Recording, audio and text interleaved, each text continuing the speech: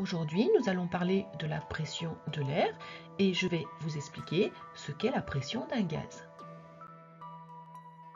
Les gaz poussent sur toutes les surfaces avec lesquelles ils sont en contact. On dit qu'ils exercent une pression. On appelle pression atmosphérique la pression exercée par l'air atmosphérique. La pression est une grandeur, son unité légale est le pascal. On utilise aussi l'hectopascal, un hectopascal étant égal à 100 pascal, et le bar, un bar est égal à 100 000 pascal, soit 1000 hectopascal. La pression d'un gaz dans une enceinte se mesure avec un manomètre. La pression atmosphérique dans l'air se mesure avec un baromètre qui indique souvent la météo. Vous devrez retenir que la pression atmosphérique est de l'ordre de 1000 hectopascal, soit un bar. La pression d'un gaz est liée au nombre de chocs des molécules sur les objets. On comprendra que plus le nombre de chocs est élevé, plus la pression est élevée. Voici deux enceintes identiques dont on mesure la pression. Elle est de 1000 hectopascal et on va chauffer l'enceinte de droite. On observe que les molécules dans l'enceinte vont beaucoup plus vite.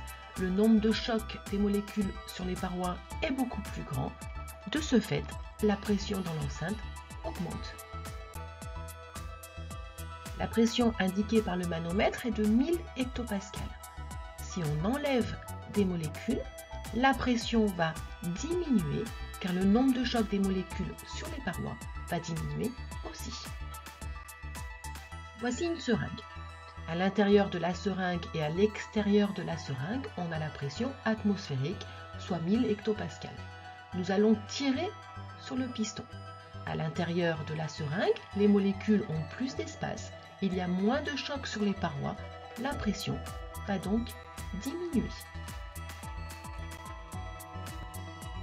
Nous avons cette fois-ci plus d'air dans la seringue. On a la pression atmosphérique à l'intérieur et à l'extérieur de la seringue, soit 1000 hectopascal. Si on pousse sur le piston, la pression à l'intérieur de la seringue va augmenter car le nombre de chocs des molécules sur les parois va augmenter, les molécules ayant moins de place. Le manomètre va indiquer une pression plus grande. Les flèches en jaune représentent la pression exercée par les molécules sur les parois à l'intérieur de la seringue, donc sur le piston. La main pousse sur le piston avec la même pression. Si la main lâche le piston, il revient à une position telle que la pression à l'intérieur de la seringue soit égale à la pression atmosphérique. De part et d'autre du piston, on a donc la pression atmosphérique, c'est la position d'équilibre du piston. Il se passe exactement la même chose si on tire sur le piston. La pression à l'intérieur de la seringue, on l'a vu tout à l'heure, va diminuer.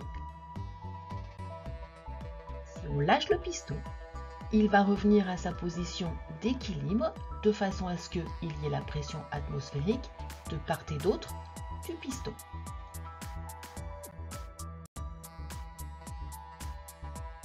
Ma petite vidéo est terminée et je vous dis à bientôt sur une nouvelle vidéo avec Mimi.